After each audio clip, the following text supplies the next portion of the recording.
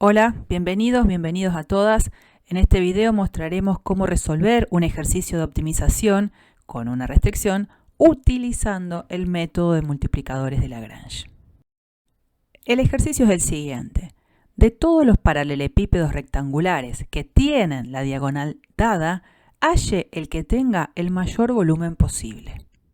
Recordemos brevemente en qué consiste el método de los multiplicadores de Lagrange. Consideremos en principio funciones f y g, funciones diferenciables.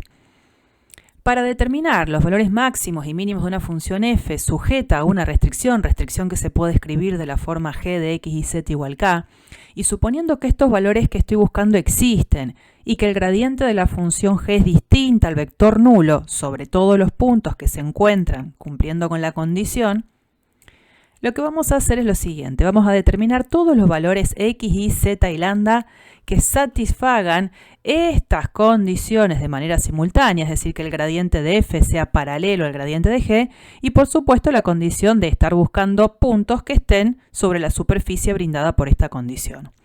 Una vez resuelto ese apartado A del método de multiplicadores de Lagrange, lo que vamos a hacer es evaluar f en todos los puntos x y z encontrados en ese apartado A.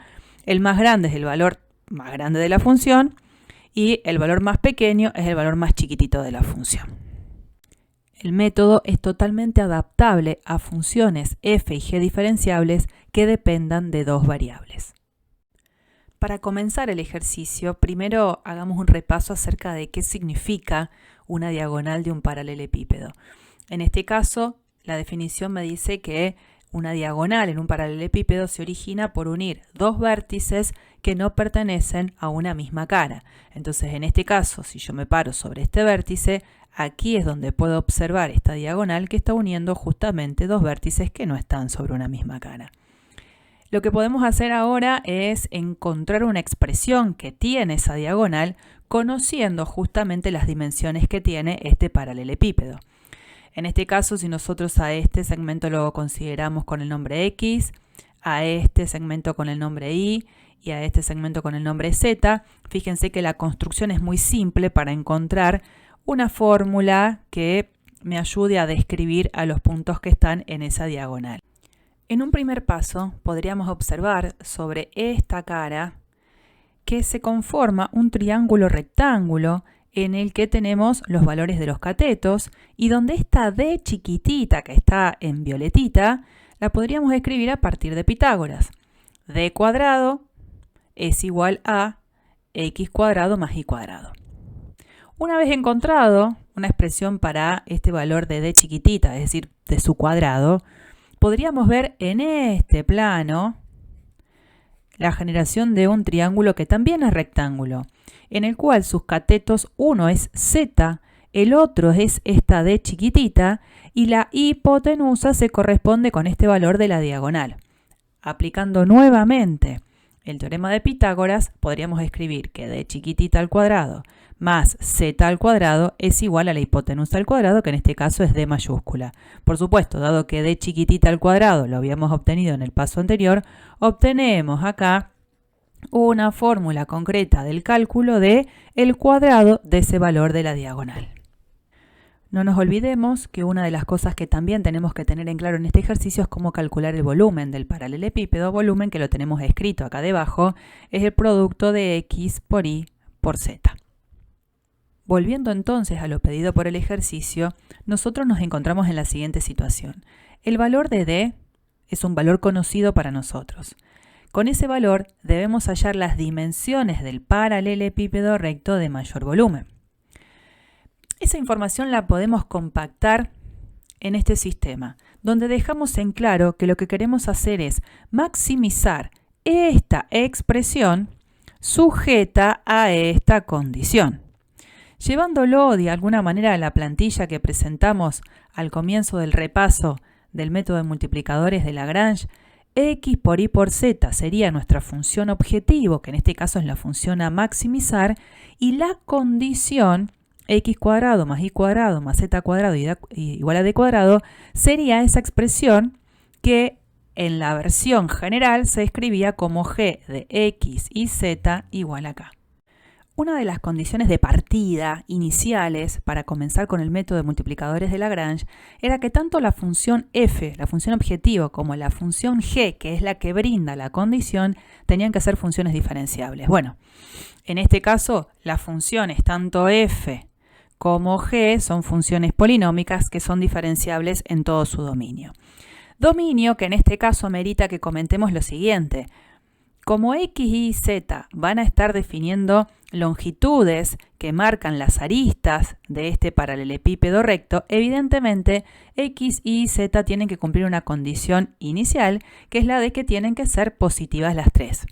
Y teniendo en cuenta esa condición, recordemos que multiplicadores de Lagrange también me pedía que el gradiente de la expresión de g, de esa función g, tenía que ser distinto del vector nulo. Si calculamos el gradiente de la función g, en este caso es muy sencillo, 2x, 2y, 2z, acuérdense que el gradiente era el que estaba conformado por las derivadas parciales de la función, obviamente va a ser siempre distinto del vector nulo, dado que en el conjunto en el cual nosotros estamos trabajando, la x, la y y la z es mayor que 0. De todas maneras, podría hacer otro comentario. Si pensara en qué terna x y z este vector da origen al vector nulo, la única terna sería la que es x igual 0, y igual 0, z igual 0. Y esa terna no sería tampoco una terna a considerar en la resolución de este sistema porque no verificaría la condición. Vamos ahora sí entonces concretamente a la resolución. Sabemos que tenemos que plantear este sistema donde vamos a pedir que el gradiente de f sea igual a lambda por el gradiente de g, acompañado de la condición dada por la función g. Bien, vamos a desplegar esta igualdad de vectores.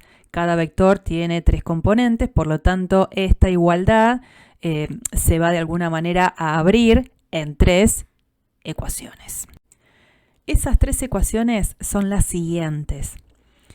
El gradiente de f, bueno, si esta es la función que nosotros llamábamos de manera general f, vamos a ir calculando cada una de sus derivadas parciales. La derivada parcial con respecto a x de esta expresión es iz, que se va a igualar a lambda por la primera componente del gradiente de g, que ya la habíamos calculado en la placa anterior, 2x. Bueno, si hacemos eso con los demás elementos que conforman a los vectores, la derivada parcial de f con respecto a y, ahora será xz, que va a ser igual a lambda por 2y, que sería la componente y del gradiente de la función g. Y la última componente del gradiente de f, que sería la derivada parcial de f con respecto a z, es xy, que va a ser igual a lambda por 2z, acompañada de la condición. Nos queda este sistema por resolver que tiene 4 ecuaciones y 4 incógnitas. ¿Quiénes son las incógnitas? X, y, z y lambda. Tenemos totalmente desplegado entonces el sistema por resolver. Estos sistemas en general no es que tienen una única forma de resolverse. Estos sistemas dejaron de ser lineales como los que veníamos trabajando a lo mejor en la materia de álgebra y geometría analítica. Y acá hay que buscar algún recurso, alguna estrategia que me permita resolverlo. Este tipo de problemas tienen como una estrategia que vale la pena conocer y que puede funcionar muy bien en ejercicios que sean parecidos, que es la siguiente. Fíjense lo que yo voy a originar. Si yo en la primera ecuación multiplico a cada lado de la ecuación por x, del lado de la izquierda tengo x y z igual a lambda por 2 por x cuadrado. Si en la igualdad del medio lo que hago es multiplicar a ambos lados por y, logro del lado de la izquierda que aparezca x por y por z, la misma expresión que aparecía en la ecuación de arriba. Solo que ahora va a estar igualado, en este caso, a lambda por 2 por y cuadrado. Y en la tercera ecuación, ya se darán cuenta, lo que voy a hacer es multiplicar a ambos lados por z, para que del lado de la izquierda aparezca x y z, y del lado de la derecha, bueno, quede en este caso 2 lambda por z cuadrado. De esta manera tenemos que la expresión x por y por z es simultáneamente igual a 2 lambda x cuadrado, 2 lambda y cuadrado y 2 lambda z cuadrado.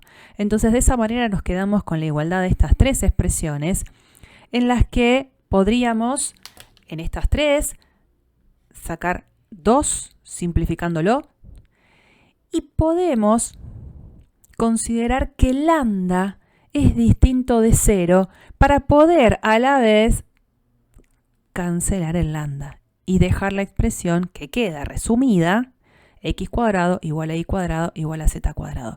¿Por qué lambda es distinto de 0? ¿Por qué estoy tan segura de eso? Porque si lambda llegara a ser 0, esto me quedaría 0, esto me quedaría 0 y esto me quedaría 0. Pero si eso fuese así, quiere decir que al menos alguna de estos valores de la x, de la y y de la z tienen que ser 0. Porque el producto de números para que sea 0 es porque necesariamente alguno de ellos tiene que ser 0. ¿Pero qué dijimos? Dijimos que x, y z tienen que ser estrictamente positivos. Una vez explicado el por qué lambda tiene que ser distinto de 0, llegamos a esta conclusión y eso me permite decir que gracias también por lo mismo a que x, y z son positivos los tres, vamos a poder decir sin problemas que x tiene que ser igual a y tiene que ser igual a z. Una vez obtenida entonces esa última conclusión, lo que vamos a hacer es justamente llevarlo a esta ecuación que hasta ahora no habíamos involucrado en nuestro razonamiento. Dado que la x, la y y la z tienen que ser iguales, entonces esta última igualdad la puedo escribir como, por ejemplo, x cuadrado más x cuadrado más x cuadrado igual a d cuadrado. Eso me lleva entonces a poder escribir que 3x cuadrado es igual a d cuadrado. Y entonces, dado que nuevamente los valores de la x, de la y y de la z son positivos, hay un único posible despeje y es entonces que x sea igual a d sobre raíz de 3, como lo es también y z, dado esto que habíamos dicho antes. Entonces encontramos el punto en el cual esta función obtiene ese valor máximo y lo que podemos decir es que el volumen máximo del paralelepípedo se da, en todo caso, cuando en realidad ese paralelepípedo es un cubo, dado que tiene las tres dimensiones iguales, y el valor del volumen es el producto de d sobre raíz de 3 por sí mismo 3 veces, es decir, d sobre raíz de 3 al cubo. Muchas gracias por la atención que le dieron a este material y espero haber colaborado, aunque sea un poquito, al momento de estudiar. Nos vemos en la próxima.